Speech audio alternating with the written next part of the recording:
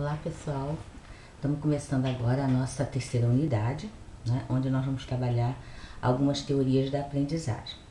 O nosso primeiro assunto nessa unidade é sobre a questão da motivação, certo? Ninguém discorda, né, que a motivação é um dos grandes problemas, né, que o professor enfrenta no seu cotidiano. E aí nós vamos ver aqui que vamos ver três grandes grupos de teoria, certo? E que divergem na natureza da motivação, como cada um aborda, como ocorre essa motivação, qual é a natureza dessa motivação, né? Então, primeiro grupo de teorias são as abordagens comportamentalistas, ou seja, do comportamento, que depois nós vamos estudar a teoria do condicionamento que está dentro dessa abordagem, tá, gente?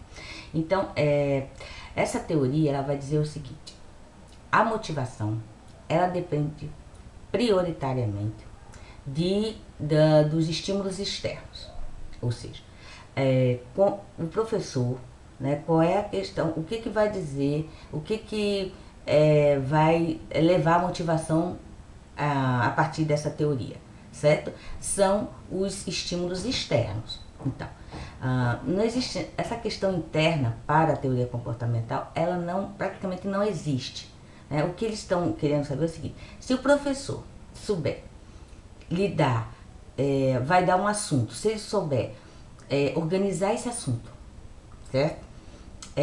A partir de privação, de reforço, de estímulos, né, de elogios, e organizar de forma que o condicionamento ocorra, o condicionamento de respostas, né, aquilo que se quer alcançar venha a ocorrer, então ele organizou corretamente a sua aula. Caso contrário, ele não vai conseguir condicionar, moldar, né, a resposta que ele quer alcançar, ou seja, organizar o seu ambiente educativo, a sua sala de aula, de forma que ele consiga atingir o seu objetivo. Então, a questão está na questão da privação, do controle, dos reforços, né? Tudo que contribui para que o aluno dê a resposta que o professor quer que ele dê. Né? Se houver um bom controle das variáveis, de como que dose o elogio tem que chegar, como reforço, né? Que horas que a punição também deve chegar, também como um reforço, né? Se o aluno está privado de elogios, então agora é hora de dar o elogio. Quer dizer, se isso for bem controlado pelo professor, então a aprendizagem vai acontecer. Certo? Não está muito preocupado com questões internas do aluno. São esse controle externo que vai dar o tom do aprendizado ou não do aluno. Porque afinal de contas, por que você se preocupa com a motivação? Você se preocupa com a motivação para que o aluno aprenda, né? Quer dizer, motivação e aprendizagem para o professor caminham juntos. Então, para a abordagem comportamentalista, se houver esse controle adequado pelo professor, né, a dosagem certa, né, de um estímulo ou de um castigo, ou privar o aluno de algo que ele goste, se isso acontecer, então a aprendizagem vai acontecer, então a resposta que ele quer vai ser obtida, certo? Então essa é a questão do comportamental que nós vamos ver melhor na teoria do condicionamento. Então, aí eu coloco no finalzinho desse grupo, eu digo: enfim, para esses teóricos a motivação depende tanto da programação do conteúdo, quanto do controle do desempenho do aluno. Então, programar e controlar para que o aluno me dê a resposta que eu quero que ele dê, certo, gente? Isso a grosso modo, porque realmente a nossa organização da disciplina não possibilita assim um avanço maior aí, até porque nós vamos trabalhar isso dentro das próprias teorias, certo? Como vocês poderão ver futuramente. Então, a abordagem cognitivista, né, e aí aqui nós encontramos o Piaget, né, e também a questão da Gestalt. Por quê? Porque eles se atêm à questão interna. Então esse grupo já é o contrário do primeiro, né? Aqui a questão ele diz assim, que as recompensas, como no grupo anterior, elas podem até dar o início, né, de uma motivação, podem ser o início, né, algo assim, como pontapé inicial, mas dificilmente esses estímulos externos irão manter o indivíduo motivado. Então, para eles, a motivação, ela é intrínseca, ela é interna ao indivíduo, certo? Então a questão do desempenho escolar não passa pela questão do programar e do controlar, certo? Porque vai depender também do indivíduo que está na situação de aprendiz. Esses motivos aqui no texto, né, nós levantamos dois motivos, né, que estimulariam essa motivação. A curiosidade, né, porque esses teóricos, eles creem que a curiosidade é algo inato no ser humano. O ser humano seria um indivíduo curioso por natureza, certo? Então, essa curiosidade, ela deve ser incentivada pelo professor, pelos pais também, né, inicialmente, e depois na escola pelos professores, né? E a outra é a segurança. Isso aí, a Roger, por exemplo, que é um humanista, né, ele vai acentuar muito essa questão. Não tem como uma criança aprender num ambiente em que a criança não se sinta segura, né? Então, se não houver essa segurança, dificilmente haverá aprendizagem. Então, curiosidade e aprendizagem são motivos intrínsecos e necessários ao indivíduo para que ele aprenda, para que ele se sinta motivado a aprender. Então, o que cabe ao professor, né? Criar condições para que os alunos aprendam, que essa curiosidade seja estimulada e essa segurança seja mantida, né? Por exemplo, numa situação de bullying, né? A criança não vai aprender porque ela está em conflito com aquela situação. Ou então, quando uma tarefa é muito difícil, né? Então ela também vai se sentir insegura. Ou então, quando uma tarefa vai muito de encontro àquilo que ela pensava anteriormente, ela também terá dificuldade de aprender. Então, esses aspectos, o professor, na linha cognitivista, tem que estar muito atento, certo? Então, assim, essa questão, o que está em xeque ali para o aluno, a criança que entra na escola, já naquela fase de primeiro ano, né, onde ele já tem que dar uma resposta, porque até então a criança mesmo na escola, nós já vimos isso anteriormente, nas teorias do desenvolvimento, ela não é exigida, ela passa a ser exigida realmente na escola a partir do primeiro ano.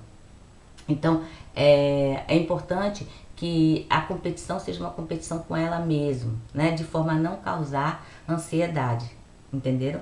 Então, porque como é algo interno, então é importante que o meu interno esteja em equilíbrio, tranquilo, sem ansiedade, sem inseguranças, para que eu possa aprender, certo, gente?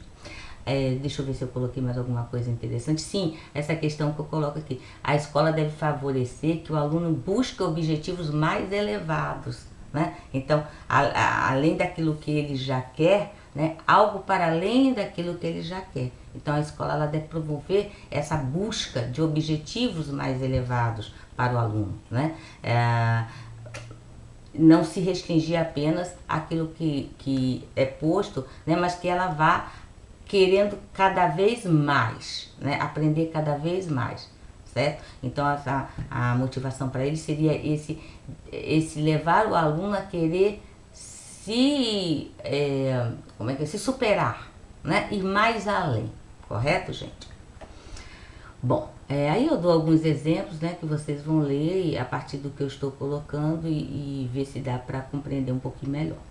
Na marxista, né, que eu coloco aqui, que é o Vygotsky, então essa motivação ela vai depender de fatores externos e internos, né? Então, veja só, a aprendizagem para essa teoria, ela é um processo humano.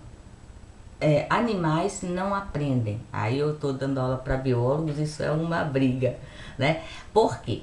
Por mais que um João de Barro faça uma casa, ele vai fazer a casa sempre igual.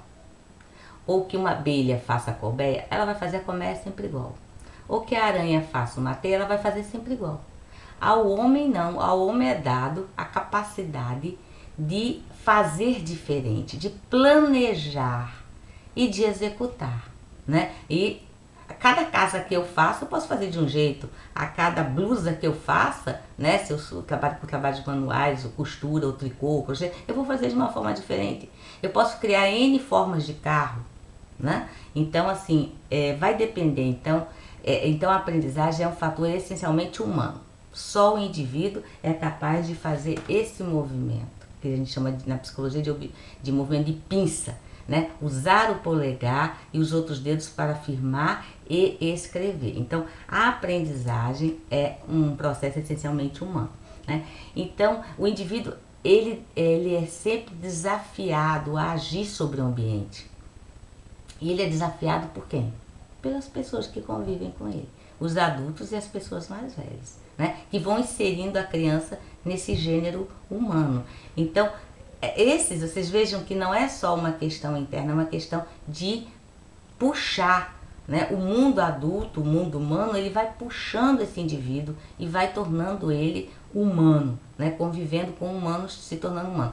Vocês vejam aquele material inicial que eu coloquei na plataforma sobre as crianças lobo, né? Quer dizer, como elas foram criadas por animais, então elas não desenvolveram esses aspectos humanos, humanoides, né? Elas se comportavam como os lobos, certo, gente? Então, esse desafio do ambiente pelo contexto onde a criança está, pelos pais, crianças mais velhas, né? Vai gerando na criança necessidades.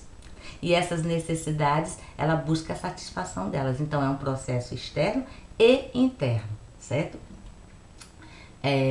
Agora, não adianta haver as necessidades, haver a disposição do indivíduo de resolver essas necessidades se o ambiente não der condições para isso, né? Então, eu posso até ter sido estimulado a estudar, querer estudar, mas se eu não tenho uma escola para estudar, né? Se essas condições objetivas não estão postas para mim.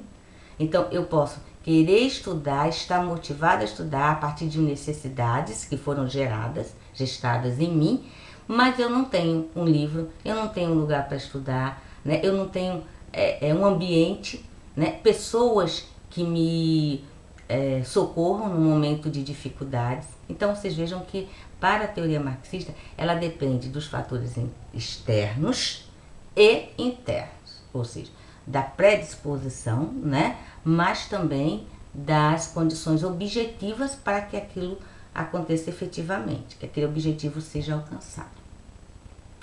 Então, a questão da motivação seria essa, certo? Eu vou interromper aqui, porque eu não vou conseguir falar da Gestalt, porque eu me alonguei agora, e daqui a pouco eu trago um outro vídeo para vocês falando sobre a Gestalt, tá, gente? Então, tchau, tchau.